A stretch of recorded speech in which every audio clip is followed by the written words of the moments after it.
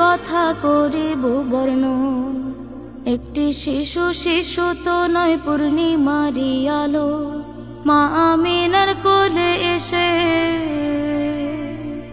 জগৎকে রাঙালো।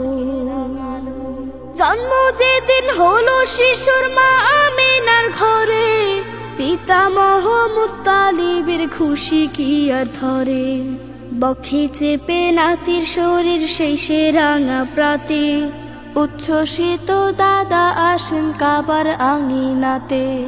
গোত্রপতি বলেন যে আব্দুল্লাহর আওলাদ, আজ থেকে এই চাঁদের কণার নামটি মুহাম্মদ।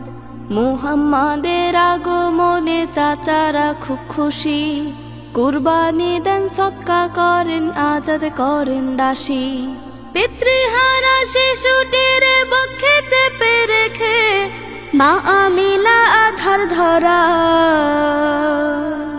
কেবল আলো দেখে। সব মানুষের সেরা যিনি, আল্লাহ তাআলার বন্ধু তিনি, রাহমাতুল লিল আলামিন।